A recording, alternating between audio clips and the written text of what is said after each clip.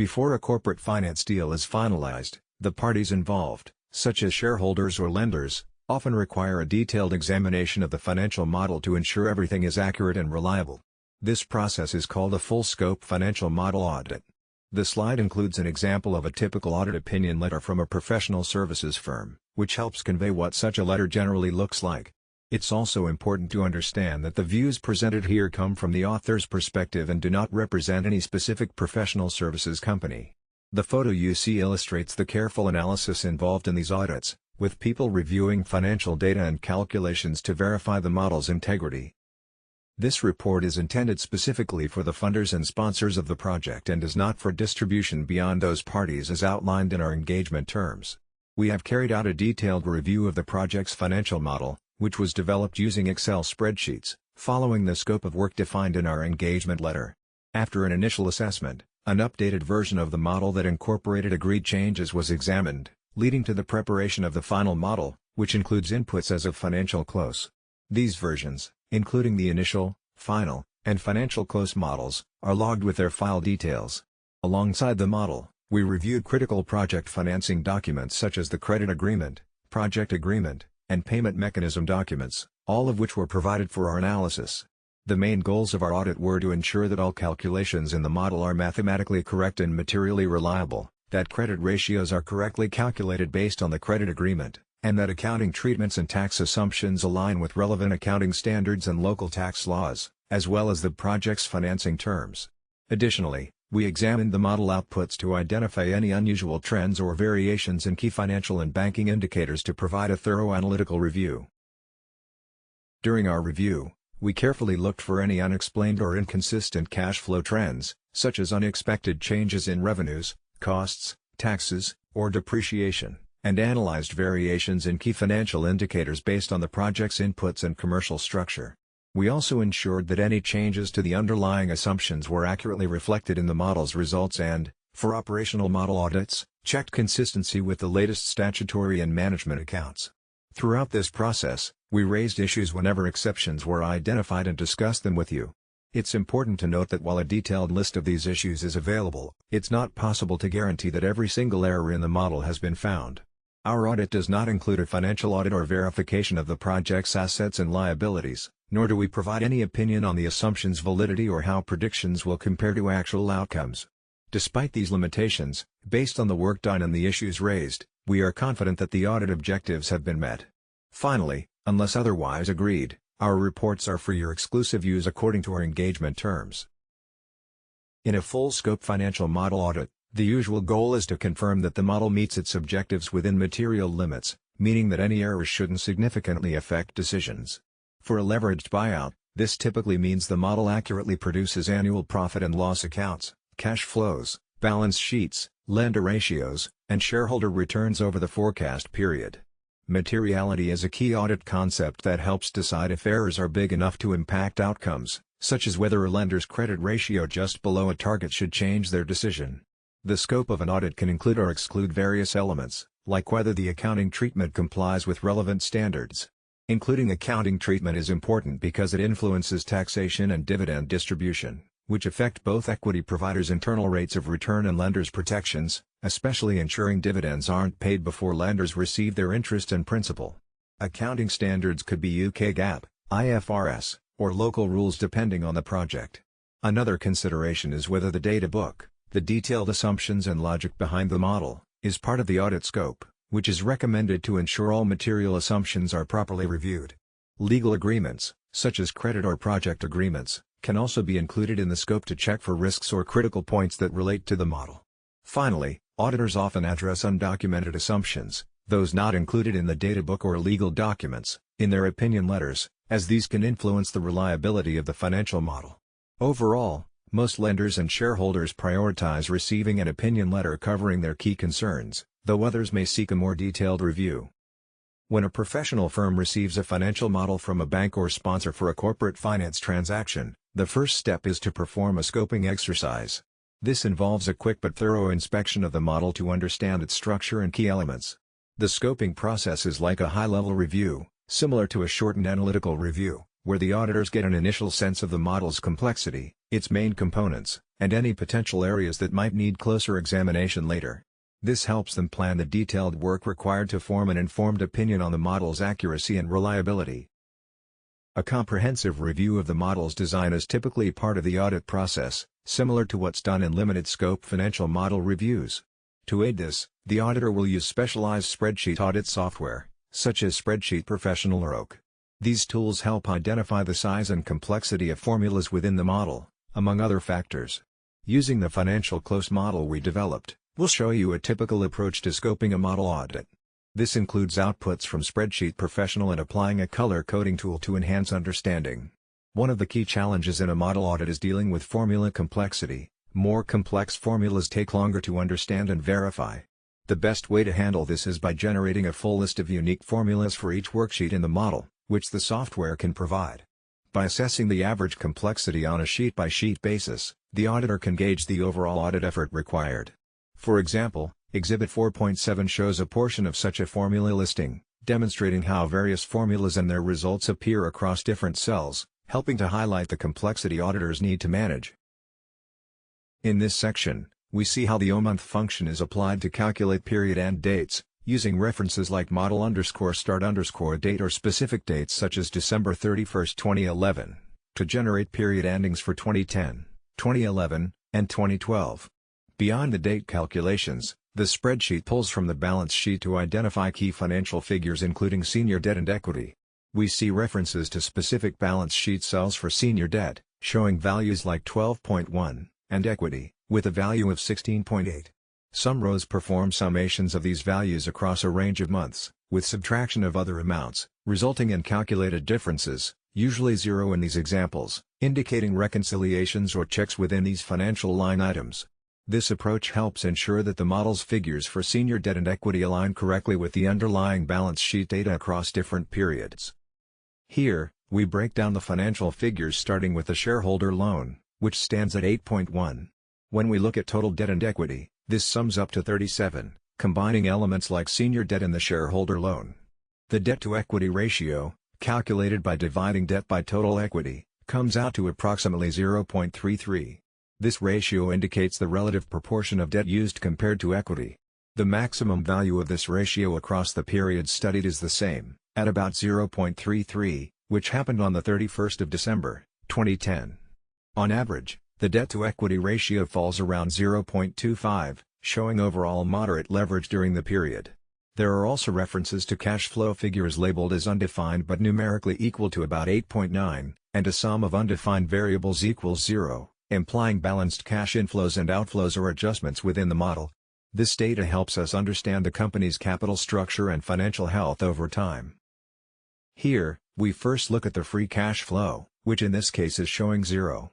Then, we see the senior debt figure sourced directly from the balance sheet, which is about 12.7. There is a continued calculation of senior debt that sums and subtracts values, resulting in 0 for this period. Total debt is also calculated and currently shows 0. We then calculate the free cash flow to debt ratio, which compares free cash flow to total debt, but since total debt is 0, the ratio is marked as not applicable. Next, we identify the minimum free cash flow to debt ratio within the period, which stands at roughly 0.7. Finally, we match this minimum ratio to its corresponding period and date, which is noted as December 31, 2011. This set of metrics helps give a snapshot of the company's liquidity position relative to its debt at this point in time. Here, we calculate the minimum free cash flow to debt ratio over the period from the end of 2010 to the end of 2020, identifying when this ratio hits 70.1%. The average free cash flow to debt ratio is also calculated, showing a value around 3.64, which provides insight into the company's ability to cover its debt with available cash flow. The senior debt figure is taken directly from the balance sheet, standing at approximately 12.7, and we confirm there are no additional amounts under senior debt across the relevant periods. Adding these up, the total debt matches this senior debt value, also around 12.7. On the earnings side, the EBITDA is reported from the profit and loss statement as 29.5, with no changes or additional sums across the timeline, confirming this value. These figures together help us understand the company's debt position relative to its cash flow and earnings, giving a clearer picture of financial stability over time. The debt-to-EBITDA ratio is calculated by dividing total debt by EBITDA, which gives us a current ratio of approximately 0.43. Looking across periods, the maximum debt-to-EBITDA ratio matches this value of around 0.43 and occurred on December 31, 2011. The average ratio over the available timeframe is roughly 0.27, indicating debt levels relative to earnings have generally stayed comfortable. The senior debt value from the balance sheet stands at 12.1, and currently, all senior debt sums to this same amount with no additional amounts offsetting it. Consequently, total debt aligns with the senior debt figure at 12.1. Overall, these figures suggest a moderate leverage position based on EBITDA coverage and stable senior debt levels. Net assets are reported here as 16.8, which comes directly from the balance sheet. When we look at the debt to net assets ratio, it is calculated by dividing total debt by net assets, resulting in approximately 0.72. This means the company's debt is about 72% of its net assets.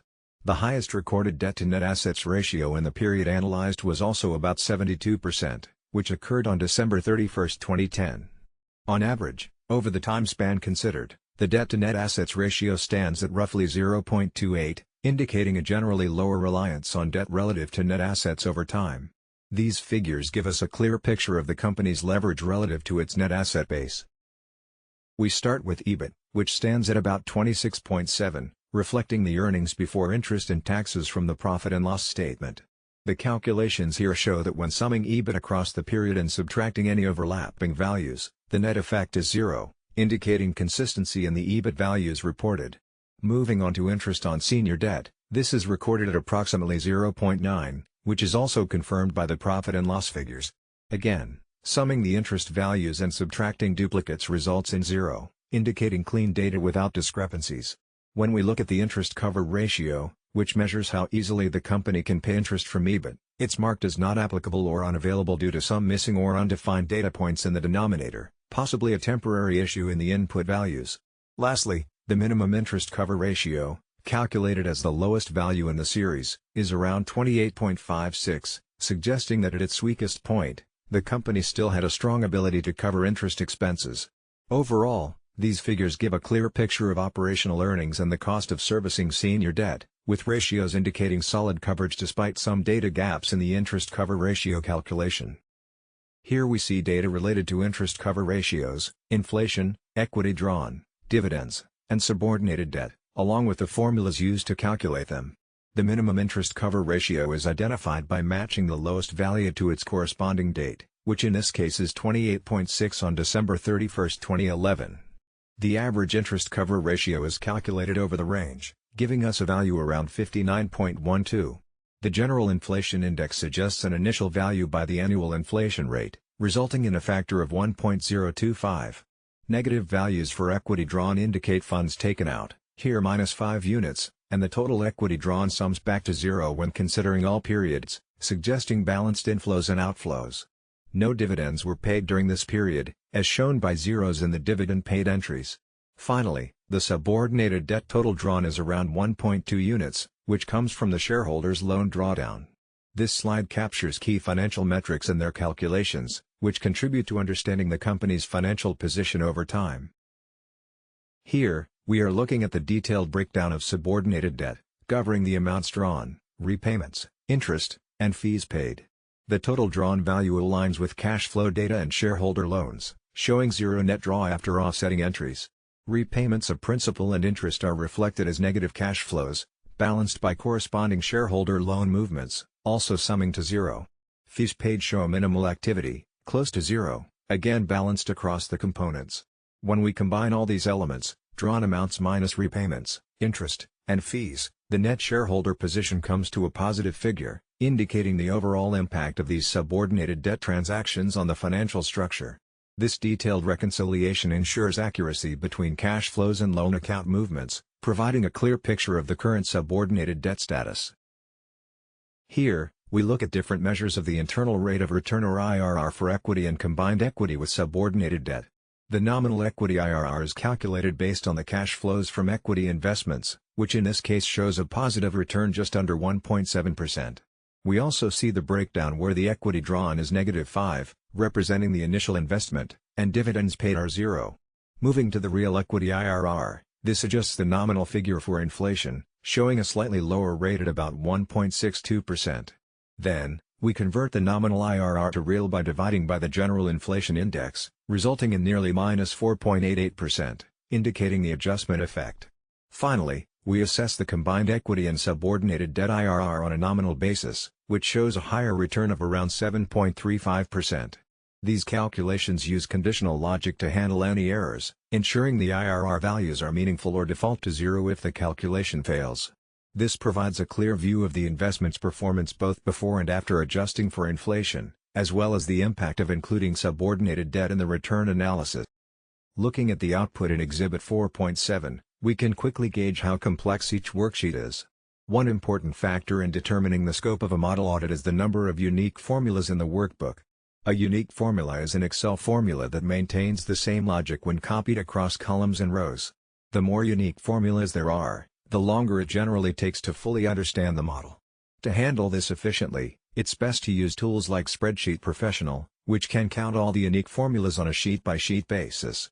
This approach helps identify the workload ahead and prioritize where the deeper review time will be necessary, as shown in the next exhibit.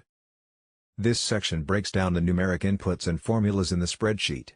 There is just one numeric input, and a total of 468 formulas, of which 80 are unique. Unique formulas are those that aren't simply copies of adjacent cells, representing 17% of all formulas here. Additionally, there are 98 labels to help organize the data. The potential errors identified include one instance with no precedence, referring to cells without input dependency, 3 references to blank cells, 8 forward row references, and 2 forward column references, which can sometimes complicate calculations.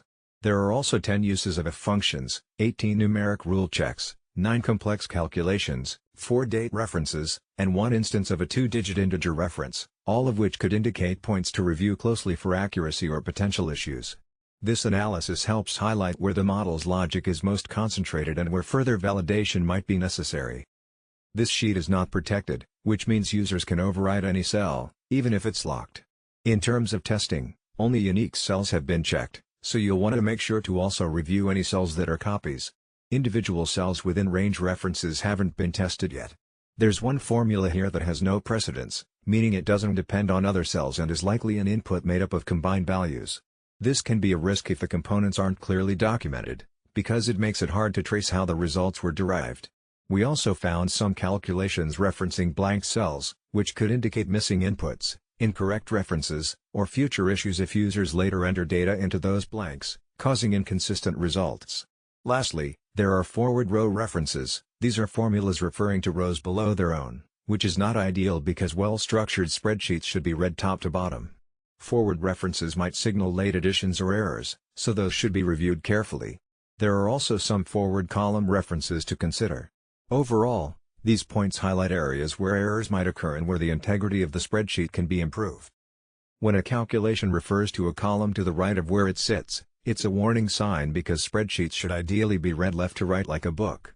Forward references like this usually happen when new code is added late and hasn't been fully checked. Another common issue is incorrect cell references, such as in A2 or B3. Then, there are calculations with if functions, which depend heavily on the spreadsheet's input values, so these need close attention.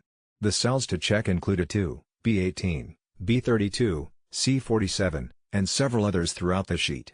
Next, numeric rules highlight frequent errors where numbers are used directly in calculations, sometimes as quick fixes not removed later, or when the same number appears elsewhere as an input, so changing that input does nothing.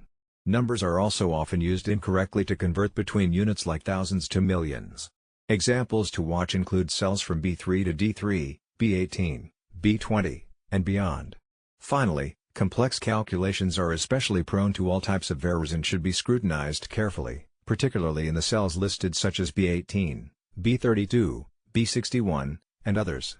Reviewing these points helps ensure the spreadsheet remains accurate and reliable. This calculation involves referencing a date, and there are some important things to watch for. One key issue is that the formula may not function correctly for dates beyond the year 2000, so it's necessary to check specific cells like C1 in the range B3 to D3 to ensure reliability. Additionally, there's a reference to a 2-digit integer which might also represent a date. If so, it's very likely that the formula will fail for dates after 2000, such as in cell B18. It's worth noting that in a worksheet with 468 formulas, only 80 are unique, highlighting how many formulas are repeated. To manage this effectively, using tools like Spreadsheet Professional can help you get a detailed list of sheets and their formulas, making it easier to scope and verify each sheet individually, as demonstrated by the recommended sheet listing method. Here we have a listing of 2 Excel model files, Financial Close Model Example.xls and Corporate Finance Template Model 8.xls, both last updated on the 22nd of March, 2014 by Whitaker. The documents include a range of worksheets that cover various aspects such as cover pages, version control, change control, and user and technical guides. They also include worksheets focused on general inputs, sales, costs and accounting details, financing and working capital, and taxation. This structure indicates a comprehensive model designed to manage and track financial close processes and corporate finance templates efficiently. Understanding this worksheet layout helps when navigating the models for analysis or updating purposes. When reviewing a financial model, the focus is on evaluating the size, complexity, and nature of any macros or VBA code it contains. The most important macros are those that directly affect the numbers within the model, rather than those that only influence how the model looks, unless the client specifically wants to highlight presentation macros. Once this review is complete, the auditor will discuss the scope of the work and determine the type of opinion needed with both the lender and the equity providers, ensuring that their requirements are clearly understood and addressed. This process helps confirm that the financial model is reliable for making key decisions related to equity returns and lenders' ratios, including profit and loss, cash flow, and the balance sheet. The auditor prepares a work plan based on the scope of the financial model audit, outlining the hours needed for each activity and which staff members will handle those tasks. This plan aligns with the overall deliverables of the opinion letter. By analyzing information from discussions with sponsors or lenders and reviewing the financial model for scoping, we can estimate the total man-hours required. For example, in the case shown, most of the 95 hours are dedicated to the coding review, which is calculated based on the size and complexity of the model, including the number and complexity of unique formulas and the estimated minutes per formula. Time estimates are also made for other tasks like reviewing the data book, legal agreements, tax and accounting issues, sensitivity analysis, and senior review. This work plan helps assign the appropriate expertise and manage the project within agreed timelines, and it also serves as the basis for setting the client's fee. The coding review itself involves going through every unique formula to check its logic, often using maps or color coding generated by spreadsheet audit software to guide the process. This table breaks down a spreadsheet audit by worksheet, showing the number of unique formulas, their average complexity, and the estimated time required to review each formula. Low complexity formulas take about 1 minute each, medium complexity ones 1.5 minutes, and high complexity 2 minutes per formula. Worksheets like cover, version control, and change control contain no formulas, so they require no review time. More complex areas such as taxation, equity returns, and financing have higher formula counts and medium complexity, resulting in more hours needed for review. Beyond formula checks, the plan allocates time for analytical review of sensitivities, sensitivity testing itself, and detailed reviews of data books, legal agreements, tax matters, and accounting, followed by senior and partner reviews. Altogether, the total planned man-hours for the full audit equal just under 95 hours, reflecting a thorough and structured review process. Looking at Company A's financial metrics for the years ending December 2010 and 2011, we can see the senior debt increased slightly from £12.1 million to £12.7 million.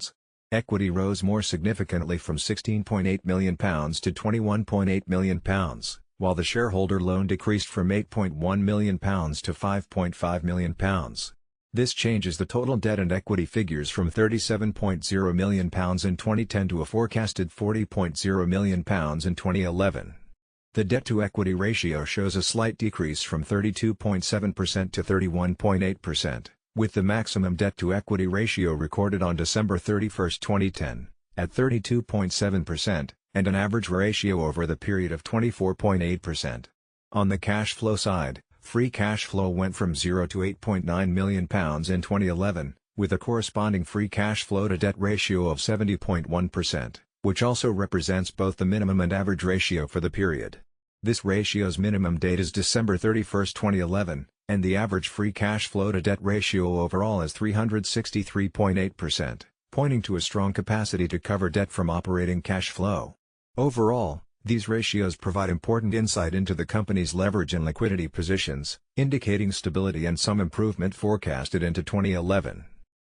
The debt-to-EBITDA ratio is currently at 43.1%, with both senior and total debt standing at 12.7, and EBITDA at 29.5.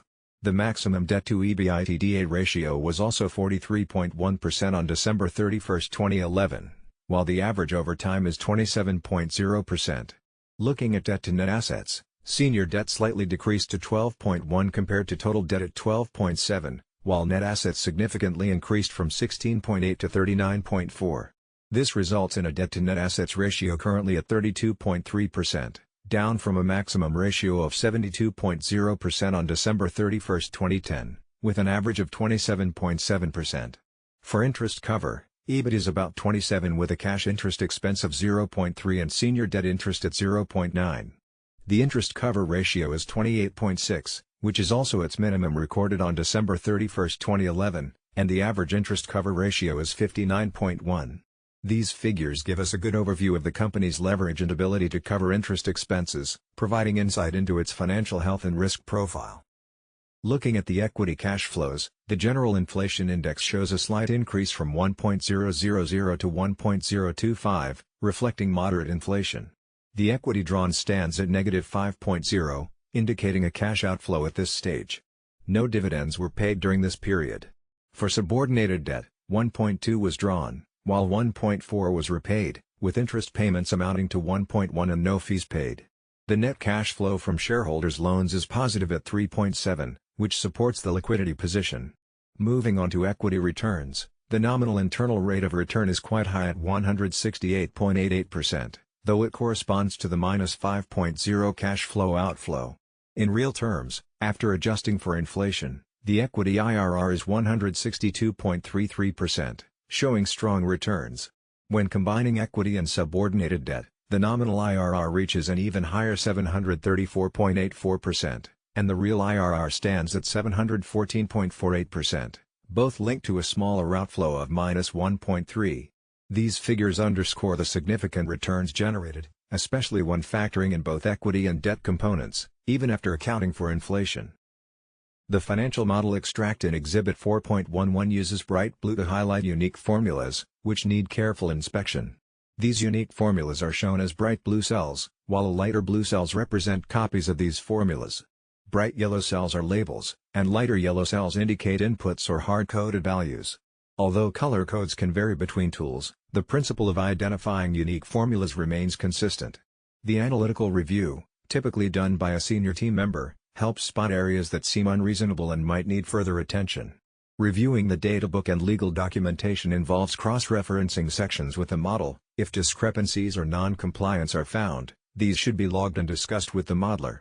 A tax specialist checks that the tax treatment in the model aligns with UK tax rules, raising any issues based on guidance from the audit team. Similarly, an accounting expert reviews whether the model complies with accounting standards like UK GAAP or IFRS, also raising any concerns for resolution. The audit team then provides review comments to the modeler and works through iterations, clearing base case comments before moving forward. Finally, sensitivities are reviewed on a case-by-case basis after the base case projections are cleared, following a similar approach to the one previously outlined. The sensitivity review involves the use of flex testing techniques, as part of a limited review approach. If any issues are found during this sensitivity review, they'll be documented as review comments. This might lead to amendments in the model or changes to how sensitivity is defined in the data book, to ensure the sensitivity logic accurately reflects any issues and can secure overall clearance. After the engagement manager is confident and ready to sign off the opinion letter, a second senior reviewer will take another look at the work done, performing further analytical review. This step includes double-checking critical details, like the lender's ratios and shareholders' returns, against the facility agreement or relevant data book, because errors at this level can cause significant material mistakes. Once the audit team has completed their work satisfactorily and the professional services firm supports the findings, the partner will sign the opinion letter. It's important to note that sometimes the opinion letter may be issued before all review comments are fully resolved, but any unresolved points must be clearly noted as findings or qualifications. This process reflects a typical financial model audit conducted by a professional services firm.